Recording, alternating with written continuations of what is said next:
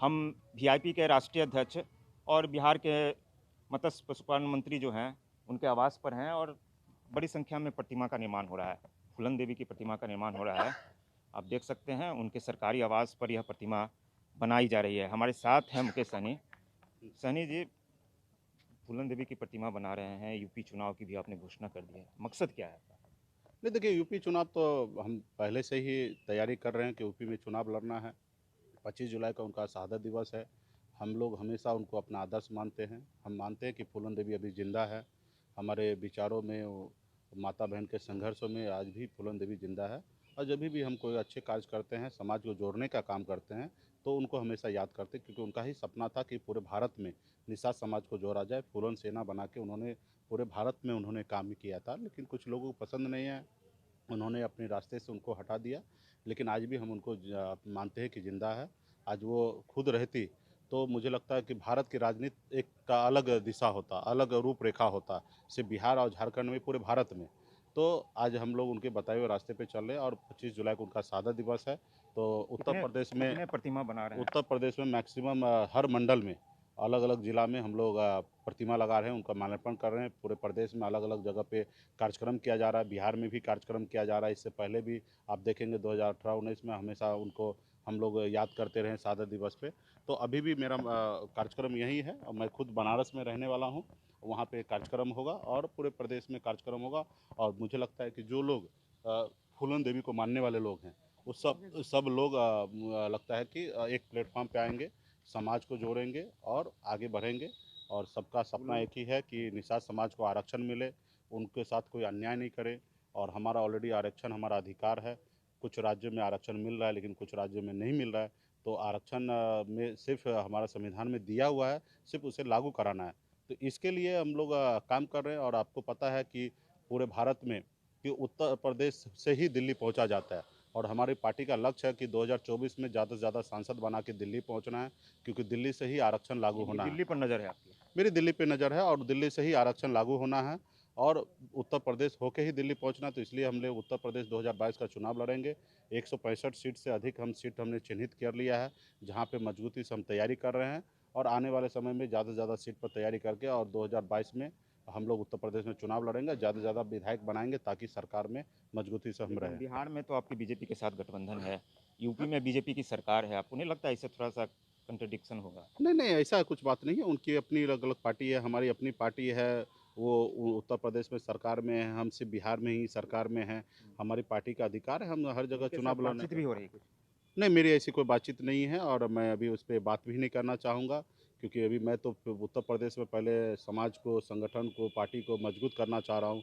और मैं निरंतर उत्तर प्रदेश में 2016 से ही मैं काम कर रहा हूँ। उत्तर प्रदेश में 2016 में भी हमने मूर्ति लगाने का काम किया, जो गौराज निषाद जी का, या तमाम ऐसे कार्यक्रम हम लोग हमेशा करते रहे। रथ यात्रा चला के पूरे उत्तर प्रदेश में हर जिला में हमने कार्यक्रम किया। तो ये सब काम हम लोग समाज को जोड़ने का काम हमेशा कर रहे हैं। लेकिन इस बार चुनाव लड़ना है। उत्तर प्रदेश में मायावती की मूर्ति को लेकर काफ़ी चर्चा हुई थी हुँ। और अब फूलन देवी को लगा रहे हैं, फूलन देवी की मूर्ति लगा रहे हैं, तो क्या लगता है मूर्ति पॉलिटिक्स भी होगा? नहीं, नहीं, ऐसी बात नहीं है। देखिए, इनको तो हम अपना आदर्श मानते हैं और इनके बताए हुए रास्ते पे चलते हैं। तो अभी ऐसा अवसर आया कि उनके शहादत दिवस हम लोग मना रहे हैं, तो प्रतिमा हम चाहेंगे कि अलग-अलग अभी मंडल में लगे। भविष्य में हर जिला में हम लगाने का काम करेंगे उत्तर प्रदेश में। अभी फ़िलहाल अभी शॉर्ट टाइम पे हम लोग क्या मंडल वाइज़ कर रहे हैं। बीजेपी की सरकार है, आप लोगों ने अनुमति ली है लगाने की? कहीं ऐसा ना हो कि कहीं समस्या है? नहीं, अनुमति उनसे क्यों लेना है? वो क्योंकि हम कोई सरकारी ज़मीन पे लगाएँगे तो अनुमति लगा लेना है। हमारे लोग के पास अपना जहाँ पे भी घर है, जहाँ पे समाज का टोला है, वहाँ पे लगाया जा रहा है। मैं किसी के संपत्ति में नहीं लगा रहा हूँ और ये कोई सरकार के पैसे से नहीं बन रहा है, जो जिस तरीके से बहन मायावती ने लगवाया था मूर्ति। तो ऐसी बात नहीं है। ये तो स्वयं हमारे समाज के लोगों के चंदा से, सहयोग से लगाया और समाज के सहयोग से उनके ज़मीन पे ही लगेंगे। कितनी लंबाई होगी चौड़ा ये क्या है, 18 फीट क्या का खास है मूर्ति इसमें? 18 फीट का मूर्ति है, फाइबर से बना हुआ है और लंबे समय तक रहने वाला, अंदर आयरन फ्रेम से इसको ढाँचा दिया गया है। तो ये सालों-साल कई सदी वहाँ पे रहेंगे। एक चीज़ और है, फूलन देवी काफ़ी विवादित नाम भी रहा है, हालाँकि उनका बहुत एक खास समाज में खास पहचान भी रही है यूपी में। क्या लगता है इससे आपको फ़ायदा होगा या मतलब जिस मल्ला जाति की रही हैं वो, तो उनका मोर्चा भी अलग रहा है कुछ। नहीं देखिए, हम फ़ायदा नुकसान की बात तो नहीं करेंगे, लेकिन हम उनको आदर्श मानते हैं कि इनको क्या सोचना है वो सोचे। और मुझे लगता है कि भारत के नागरिक के नाते जिनके पास भी एक अच्छा सोच और विचार होगा, वो सब आदमी फूलन देवी को मानेंगे।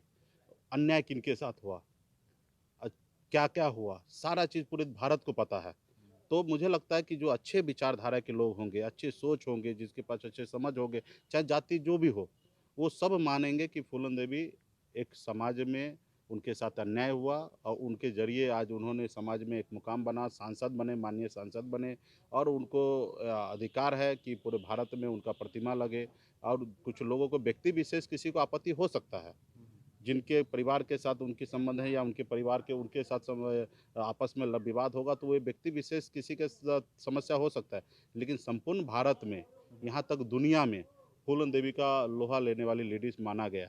तो मुझे लगता है कि जिनमें अगर अच्छे समझदारी होंगे सब फूलन देवी को मानेंगे। लेकिन वहाँ मोर्चा भी उनके परिवार के लोगों ने शायद बनाया था, तो क्या लगता है उनसे भी बात हुई आपकी? सब लोग हमारे संपर्क में हैं और मोर्चा तो 2 दर्जन उत्तर प्रदेश में पार्टी बना है। अब 2 दर्जन पार्टी बनता है और चुनाव के समय आता है, एगो टिकट पे समझौता कर लेते हैं। तो ये पार्टी तो ऐसा नहीं है। पार्टी का मतलब है कि आप चुनाव लड़िए। आज हम क्लियर कह रहे हैं कि हम किसी से गठबंधन नहीं करेंगे, चुनाव लड़ेंगे। गठबंधन करने की आवश्यकता होगा, देखा जाएगा, उस समय आएगा। लेकिन आज की तारीख में तो क्लियर है कि हम अपनी तैयारी कर रहे हैं। तो ये नहीं कि एगो टिकट पे किसी से समझौता कर लेना, एगो टिकट माँग के ख़त्म कर लेना। तो उत्तर प्रदेश में पार्टी नहीं चलाया जा रहा, दुकान चलाया जा रहा है। समय आने पे एगो बात हो जाता है एगो टिकट। तो ऐसे साथी को एगो टिकट चाहिए तो उसको हम देने के लिए तैयार हैं। 165 सीट पर आप लड़ने की बात कही है, कितनी उसमें से आपने टारगेट किया है कि हम जीतेंगे? क्या? उसमें ऐसा है कि हम लोग अपने दम पर कम से कम 25-50 सीट तो जीत ही जाएँगे, क्योंकि हमारे वहाँ पे 90-90 हज़ार पोलिंग कैपेसिटी है एक-एक विधानसभा में। तो मुझे लगता है कि और भी लोगों को समाज को जोड़ना है, सिर्फ़ अपने समाज नहीं, एक पार्टी है, पार्टी हर विचारधारा को लेके साथ चलते हैं और हर किसी को एक साथ लेके चलने का काम करेंगे। हर जाति धर्म को टिकट दिया जाएगा और मुझे लगता है कि मैक्सिमम सीट पर हम लोग जीत सकते हैं। चलिए, टीवी भारत से बात करने के लिए बहुत बहुत धन्यवाद। धन्यवाद आपको भी। तो मुकेश सहनी वीआईपी के राष्ट्रीय अध्यक्ष हैं और बिहार सरकार के मंत्री भी हैं। फूलन देवी की प्रतिमा बना रहे हैं और उत्तर प्रदेश चुनाव में लगाएंगे। 25 तारीख को शहादत दिवस है उनका और इस मौके पर यह प्रतिमा वहाँ लगाएंगे और उसकी तैयारी जोर शोर से जहाँ चल रही है। जो मुकेश सहनी का आवास है, सरकारी आवास, कुछ बनकर तैयार है और कुछ बनाया जा रहा है। तो पूरी तैयारी है यूपी चुनाव की। यूपी चुनाव के रास्ते मुकेश सहनी की दिल्ली पर नज़र है। कैमरामैन अशोक के साथ अविनाश, ईटीवी भारत, पटना।